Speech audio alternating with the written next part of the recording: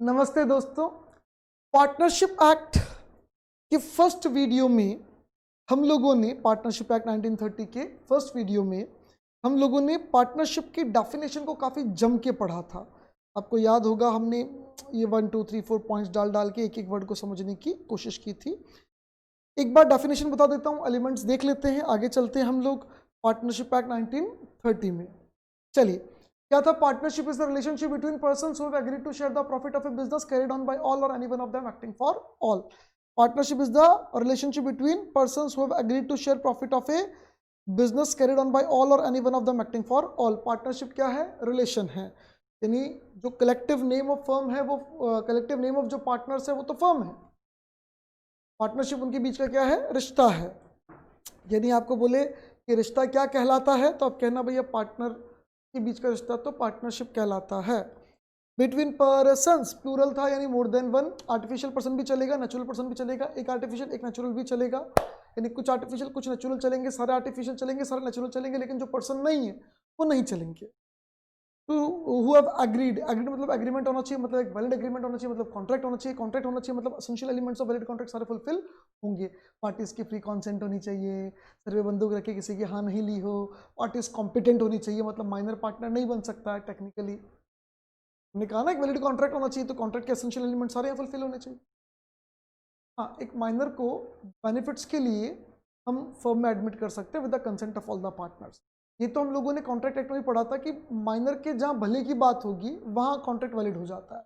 याद करो, अगर माइनर लिखता है प्रॉमिसरी नोट क्या है प्रॉमिस टू पे, तो वो वाइड है, लेकिन कोई और माइनर के बेनिफिट के लिए लिखता है क्या है प्रॉमिस टू पे माइनर, छोटू को मैं पैसे देने की बात करता हूँ तो वैलिड हो जाता है। क्लियर? तो माइनर बेनिफिट्स में तो रह ही सकता है, वही हमने पढ़ा। तो share profit, sharing of profit compulsory है, क्लियर करना। पार्टनरशिप में शेयरिंग ऑफ प्रॉफिट होगी ही होगी, लेकिन हमेशा जहां शेयरिंग ऑफ प्रॉफिट होगी वहां पार्टनरशिप होगा जरूरी नहीं है। Sharing of profit compulsory, sharing of losses compulsory नहीं है। इफ नथिंग इज स्टेटेड तो प्रॉफिट किसमें शेयर होगा? इक्वल। लॉस किसमें शेयर होगा? प्रॉफिट के रेशियो में। बिजनेस होना कंपलसरी है, चैरिटेबल पर्पज के लिए या किसी ऐसे किसी काम के लिए आप नहीं कर सकते। कैरिड ऑन बाय ऑल और any one of them acting for all का मतलब ये है म्यूचुअल एजेंसी होनी चाहिए। इस लाइन का मतलब ही क्या? म्यूचुअल एजेंसी, एक पार्टनर करेगा उसके लिए सब जिम्मेदार हैं और सब करेंगे उसके लिए हर एक जिम्मेदार है। मतलब हर पार्टनर एक दूसरे का प्रिंसिपल और एजेंट है, तभी हर पार्टनर पूरी फर्म के लिए डिसीजन लेने की पावर रखता है। Elements of partnership. First point, association of two or more persons. Partnership is an association of two or more persons. वही मैंने बोला मिनिमम 2 जने होने चाहिए, मैक्सिमम के लिए नहीं लिखा हुआ है। Again, only persons recognised by law can enter into the agreement, partnership agreement. Persons जो लॉ रिकॉग्नाइज करता, चाहे वो नेचुरल हो चाहे वो आर्टिफिशियल हो। मतलब फर्म पार्टनरशिप नहीं कर सकती है सिंपल शब्दों में, क्योंकि फर्म लॉ की नज़रों में कोई अलग पर्सन नहीं है। माइनर नहीं कर सकता, वो हम लोगों ने पहले डिस्कस किया था कि भैया ये कॉन्ट्रैक्ट है तो उसके लिए एक कॉम्पिटेंट पर्सन चाहिए। माइनर भले ही पर्सन है पर एक कॉम्पिटेंट पर्सन नहीं है, इसलिए वो नहीं कर पाएगा। हाँ, ऑल पार्टनर्स की कॉन्सेंट के साथ उसको बेनिफिट्स के लिए एडमिट किया जा सकता है। इसने वापस बोला कि भैया मिनिमम 2 है, मैक्सिमम के लिए पार्टनरशिप एक्ट साइलेंट है। मैक्सिमम के लिए कंपनीज एक्ट 2013 का जो सेक्शन 464 है वो 50 जनों की लिमिट पुट करता है। हालांकि थोड़ा सा कंफ्यूजन है, उसने 100 की लिमिट पुट करी, फिर उसने बोला जैसे गवर्नमेंट नोटिफाई कर दे, गवर्नमेंट नोटिफाई किया 50, तो फाइनली 50 जने ही एक फर्म में पार्टनर हो सकते हैं। Companies act plus companies rule अगर हम दोनों मिला लें, दोनों का जो अल्टीमेट कंक्लूजन है वो यही है। दूसरा वर्ड इसमें यूज किया गया है agreement. It may be observe that partnership must be result of an agreement between 2 और मोर पर्सन्स। ये एग्रीमेंट से होगा, बिना एग्रीमेंट कभी भी नहीं हो सकता। There must be an agreement entered into by all the partners persons concern. जितने भी पर्सन हो सबका एग्रीमेंट होगा उनकी इच्छा से। हमने कल एक वर्ड पढ़ा था, मतलब लास्ट वीडियो में एक वर्ड पढ़ा था, वॉलेंट्री कॉन्ट्रैक्ट है, वॉलेंट्री कॉन्ट्रैक्चुअल रिलेशन एक तरीके से। This element relates to voluntary contractual nature of partnership. Voluntary हो है और कॉन्ट्रैक्चुअल है, मतलब पार्टनरशिप वॉलेंट्री होती है और कॉन्ट्रैक्चुअल होती है, अपनी मर्जी से होती है और कॉन्ट्रैक्ट करोगे तो होगी। एचयूएफ में मेंबर आप अपनी मर्जी से नहीं हो, अब जिस हिंदू परिवार में पैदा हो गए उस एचयूएफ का आप ऑटोमेटिकली मेंबर बन गए। An agreement from which the relationship of partnership arises में बी एक्सप्रेस हो सकता है, इम्प्लाइड हो सकता है, और जो एक्सप्रेस होगा वो रिटर्न भी हो सकता है और ऑरल भी हो सकता है। ये मैं डिस्कस किया था। Business, in this contest we will consider two propositions. First, there must exist a business, एक बिजनेस होना चाहिए। For the purpose the term business includes every trade, मैंने बोला ना ये इंक्लूसिव डेफिनेशन है बिजनेस की, एक्सक्लूसिव नहीं है, इंक्लूसिव है। ये हर चीज को लेके जो बिजनेस हो जाता है उस हर चीज को, जो सिंगल ट्रांजेक्शन नहीं है, बार बार ट्रांजेक्शन होंगे और प्रॉफिट मोटिव से होंगे। Every trade, occupation and profession.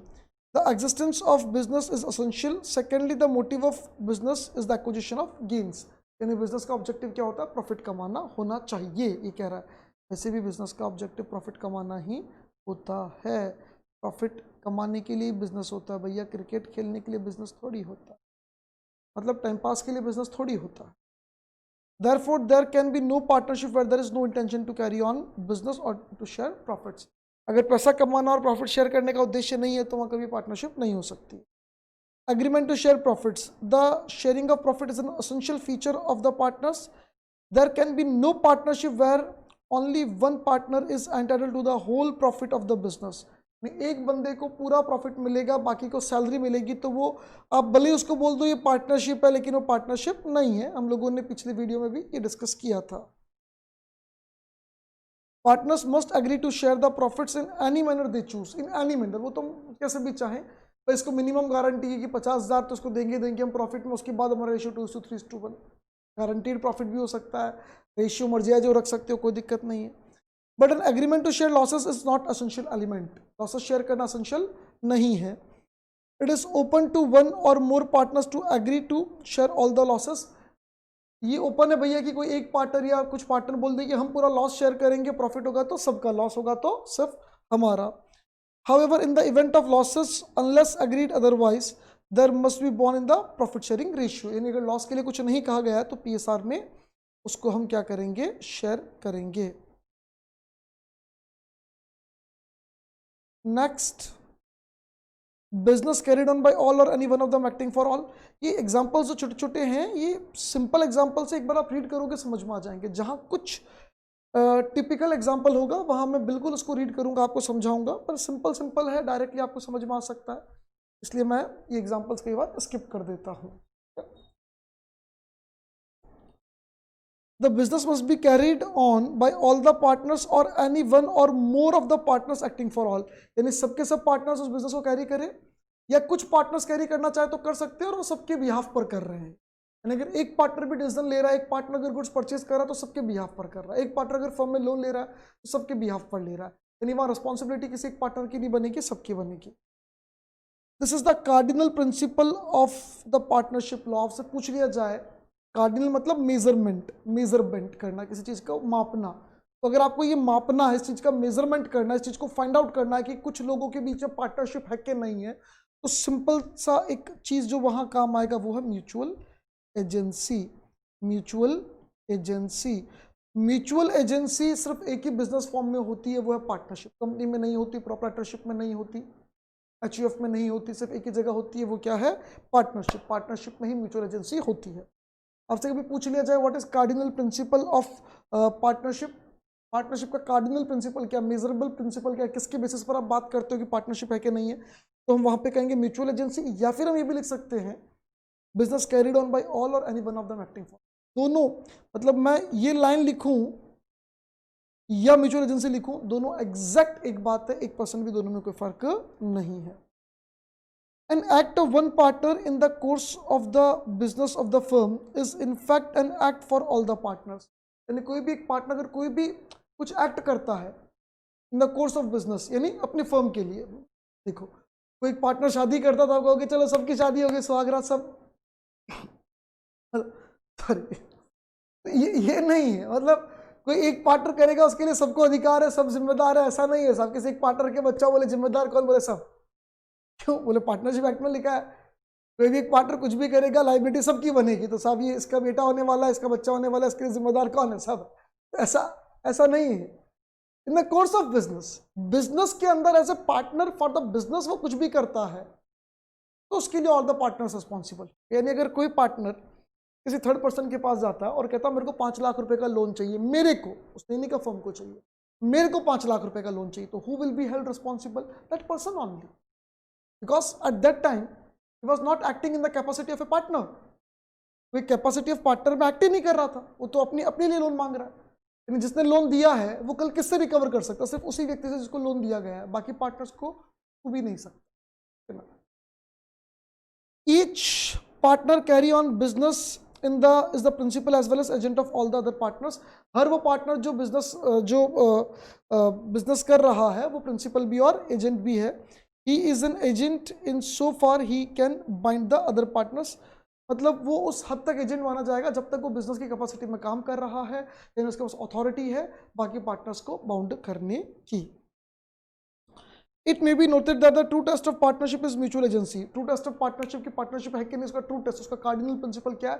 Mutual agency या partnership firm business carried on by all और any one of them acting for all other than sharing of profit. सही बात है ना, शेयरिंग ऑफ प्रॉफिट तो partnership के अलावा भी हो सकता है। कंपनी में भी हम डिविडेंड के नाम पर प्रॉफिट शेयर करते हैं, एचयूएफ में भी एक परिवार के लोग प्रॉफिट शेयर ही कर रहे हैं। आप किसी बंदे को अपना मैनेजर अपॉइंट करो, एम्प्लॉय अपॉइंट करो, उसको इंसेंटिव के नाम पर बोलो 2% प्रॉफिट का देंगे, 2% प्रॉफिट शेयर करूंगा, तो वहां पे प्रॉफिट शेयरिंग तो हो ही रहा है, बट पार्टनरशिप नहीं। इसके लिए केस लो है केडी कमतन कंपनी का, सुप्रीम कोर्ट में गया, सुप्रीम कोर्ट ने कहा कि पार्टनरशिप है कि नहीं ये दो बातों से पता पड़ता है, एक तो प्रॉफिट शेयरिंग और एक बिजनेस एक्टिंग फॉर ऑल वाली बात। उन्होंने कहा ये ज़्यादा इंपॉर्टेंट चीज़ है, अगर ऐसा नहीं है तो पार्टनरशिप कभी हो ही नहीं सकती है। True test of partnership, true test of partnership,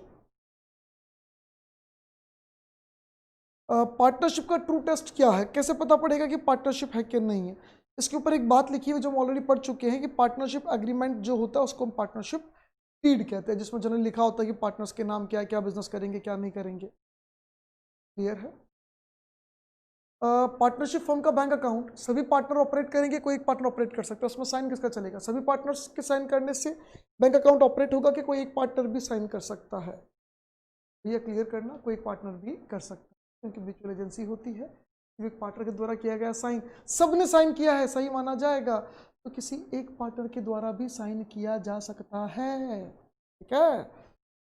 true test of partnership, mode of determining existence of partnership, partnership है कि नहीं कैसे डिटरमाइन किया जाए? इन डिटरमाइन, देखो ये सारी बकवास जो हम पढ़ने वाले हैं सारी भाड़ में जाए, सिंपल एक चीज, म्यूचुअल एजेंसी। म्यूचुअल एजेंसी यानी हर पार्टनर एक दूसरे का principal agent, principal agent, principal agent, principal agent है कि नहीं, ये देख लो। अगर एक पार्टनर की गलती के लिए सबको जूते पड़ेंगे, इसका मतलब वहां पर म्यूचुअल एजेंसी है, पार्टनरशिप। एग्रीमेंट से पार्टनरशिप होती है जरूरी नहीं है यार, एग्रीमेंट से जॉइंट ऑनरशिप भी हो सकती, को ऑनरशिप भी हो सकती। दो जनों ने मिलकर सोचा कि चलो ये जमीन खरीद लेते हैं, पड़ी रहेगी अपने जॉइंट ऑनरशिप में, जॉइंट जमीन खरीद रहे हैं, बिजनेस नहीं कर रहे, खाली एक बार जमीन खरीद रहे हैं। It is not a business, repeated transaction, profit motive नहीं, जमीन खरीद लेते हैं, पड़ी रहेगी, कभी महंगी होगी तब देखेंगे, बेच देंगे। ये आर जॉइंट ऑनर्स। वो क्या है? Joint honours. वो क्या है? Joint honours. तो एग्रीमेंट से जॉइंट ऑनरशिप भी हो सकता है। अब जब किसी कंपनी का शेयर खरीदते हो तो टेक्निकली आप भी कंपनी के साथ एग्रीमेंट ही करते हो कि मैंने कंपनी में इतना इन्वेस्ट किया, बदले में कंपनी मुझे टन्स देगी। तो क्लियर करो, वहां पे भी एग्रीमेंट तो है लेकिन पार्टनरशिप नहीं है। तो एग्रीमेंट, शेयरिंग ऑफ प्रॉफिट और कैरिड ऑन बाय ऑल और एनी वन ऑफ देम, इन तीनों में से जो actually true test of partnership, वो थर्ड पॉइंट है। ये हम डिस्कस कर चुके, चिल्ला चिल्ला के डिस्कस कर चुके हैं, फिर भी एक बार और देख लेते हैं, हमारे बाप का क्या जा रहा है, लिखा हुआ है तो पढ़ लेंगे। Partnership is created by agreement and not by status, by birth वगैरह नहीं होता है ना। को ऑनरशिप स्टेटस भी हो सकता है, पिताजी मर गए तो दोनों भाइयों के नाम पे प्रॉपर्टी ज्वाइंट हो गई, ज्वाइंट ऑनरशिप स्टेटस से भी हो सकता है, एचयू ऑफ स्टेटस से ही होता है।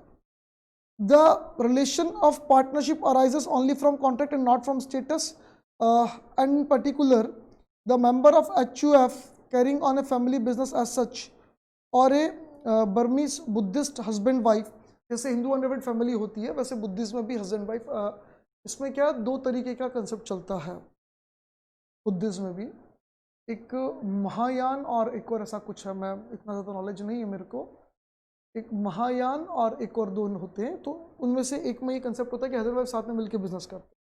तो हस्बैंड वाइफ जो कैरिंग ऑन बिजनेस एक साथ करेंगे उसमें भी एग्रीमेंट नहीं है, वो पार्टनर्स नहीं है, वो एक साथ काम कर रहे हैं। शेयरिंग ऑफ प्रॉफिट, अब शेयरिंग ऑफ प्रॉफिट उसने बोला कि भैया मनी लैंडर कभी कभी बोल सकता है कि मैं पैसे दूंगा लेकिन बदले में प्रॉफिट का शेयर लूंगा, आपका बिजनेस बहुत रिस्क वाला है, पैसे डूब सकते हैं, मैं पैसे तो दूंगा लेकिन 5 साल तक आप मुझे प्रॉफिट का 25% दोगे, 5 साल बाद आप मुझे मेरा पैसा दे देना। ठीक है सर, लैंडर भी हो सकता है। सर्वेंट या एजेंट को भी रेम्युनरेशन में रख सकते हो। पार्टनर मर गया, आप उसके विडो या बच्चे को भी प्रॉफिट का शेयर दे सकते हो। ये प्रोविजन आगे आएगा सेक्शन 37 में, और डिटेल में बात करेंगे। अगर डिले होता है पेमेंट करने में तो वो प्रॉफिट भी CSR में देना पड़ता है, कैपिटल शेयरिंग रेशियो में, वी विल डिस्कस, वो आएगा आगे। तो प्रॉफिट देना पड़ सकता है कभी कभी अगर हम डिले करते हैं तो। ठीक है, बाय प्रीवियस ओनर, किसी बंदे ने आपको गुडविल सेल करी और उसने कहा गुडविल दूंगा लेकिन आने वाले 10 साल तक मैं प्रॉफिट का 20% लूंगा, गुडविल मेरी थी, अब गुडविल के बदले में उसको प्रॉफिट का हिस्सा दे रहे हो, तो वो पार्टनर नहीं है, क्लियर कर लेना, दे आर नॉट पार्टनर्स। ये क्या लिखा है, as discussed earlier, sharing of profit is an essential element to constitute a partnership. Sharing of profit एक essential element है partnership constitute करने के लिए, but it is only a prima facie evidence. ये सिर्फ prima facie का pure Hindi में होता है प्रथम दृष्टि, या सामान्य भाषा में तो देखते हुए। यानी अगर दो जने बिजनेस में प्रॉफिट शेयर करें तो देखते हुए लग सकता है, एक बार देखते ही ऐसा लग सकता है कि they are partners, but it is not conclusive, वो पार्टनर्स ही हैं, जरूरी नहीं है। Not conclusive evidence. Conclusive evidence क्या है? Carried on by all or any one of them acting for all. The sharing of profit or of gross returns accruing from property by persons holding joint or common interest in the property would not by itself make each person partners. हमने जमीन खरीद ली या 2-3 जनों ने मिलकर एक दुकान खरीद ली, एक बंदा है बोले दुकान किराए पे ले लूंगा, हाँ साहब ले ले, क्या किराया देगा, बोले 9,000 रुपये पर मंथ, ठीक है साहब, 3 जने थे जॉइंट ऑनर, तीनों 3-3 हज़ार बांट लेते। They are not partners, they are not doing any business, business से प्रॉफिट कमाया जाता है, उन्होंने प्रॉपर्टी लेट आउट की, रेंट कमा रहे हैं जॉइंट ऑनर से, इसलिए। Although the right to participate in profit is strong test of partnership, भाई प्रॉफिट शेयरिंग है कि नहीं है ये तो एक प्राइमा फेसी देखा ही जाएगा, क्योंकि जहां प्रॉफिट शेयरिंग नहीं है वहां पार्टनरशिप हो ही नहीं सकती, ठीक है ना, पर ये कंक्लूसिव एविडेंस नहीं है। Where there is an express agreement between the partner to share the profit of a business and the business is being carried on by all or any one of them acting for all, तो वहां पे कोई difficulty नहीं है हमें ये देखने में कि पार्टनरशिप है कि नहीं। क्लियरली कि हम प्रॉफिट बांटेंगे और हम सब फर्म के लिए काम करेंगे, मैंने डिसीजन लिया तो भी फर्म बाइंडिंग, आपने लिया तो भी फर्म को बाउंड करेंगे, नहीं सब एक दूसरे के लिए काम करेंगे, तो कोई टेंशन ही नहीं, क्लियर दिख रहा है वहां क्या है, partnership. But the task becomes difficult when either there is no specific agreement or the agreement is such as does not specifically speak of partnership. कभी कभी एग्रीमेंट है नहीं, या एग्रीमेंट है तो क्लियरली बता नहीं रहा कि पार्टनरशिप है कि नहीं, तो दिक्कत हो जाती है। और यहाँ पे जब टेस्टिंग की जाती है, देखा जाता है टू टेस्ट ऑफ पार्टनरशिप, तो वहाँ सेक्शन 6 के हिसाब से कह रहा, रेफर करके हम बात करते हैं। According to section 6, regard must be held to the real relation between the parties as shown by all relevant facts taken together, यानी सारे फैक्ट्स आप एक साथ लो और पार्टीज के रिलेशन को देखने की कोशिश करो। The rule is easily stated and it is clear but its application is difficult.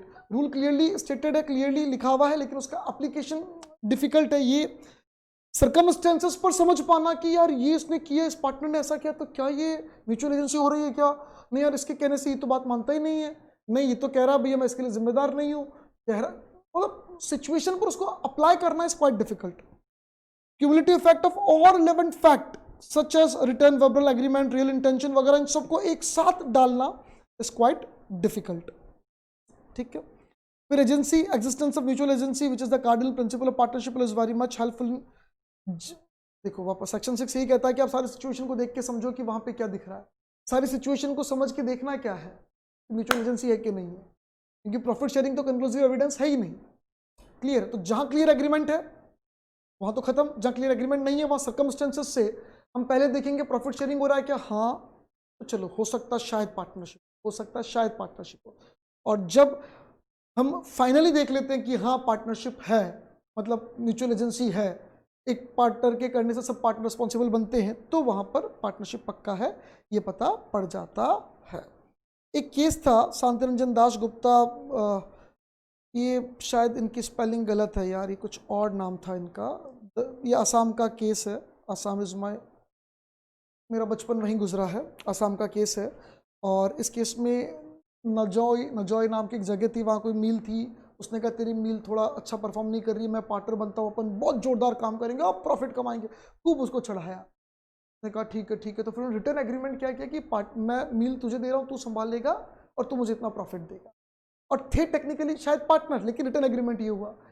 हाल में बात बनी नहीं, कोर्ट में डिस्प्यूट गया, तो कोर्ट ने कहा कि भैया ना तो आपका जॉइंट अकाउंट है पार्टनरशिप के नाम का, ना पार्टनरशिप के नाम के आपने कभी अकाउंट्स मेंटेन किए, ना बुक ऑफ अकाउंट्स में पार्टनर्स लिखा हुआ है, ना आपने प्रॉफिट शेयरिंग का कोई केस दिख रहा है आपकी बुक ऑफ अकाउंट्स में। और उल्टा ये जो एग्रीमेंट दिखा रहा है बंदा, ये तो दिखा रहा है कि भैया हमने लीज पे दी एक तरीके से फैक्ट्री को। तो लॉ ने कहा कि नहीं भैया, हम यहाँ पे, कोर्ट ने कहा हम यहाँ पे पार्टनरशिप है ऐसा नहीं मानेंगे। चलिए, पार्टनरशिप और दूसरे फॉर्म ऑफ बिजनेस का डिस्टिंग्विश करना, डिफरेंस करना, ये हम नेक्स्ट वीडियो में डिस्कस करते हैं। नेक्स्ट वीडियो में बात करेंगे इसकी। तब तक के लिए थैंक यू, बाय बाय, जय हिंद, जय भारत।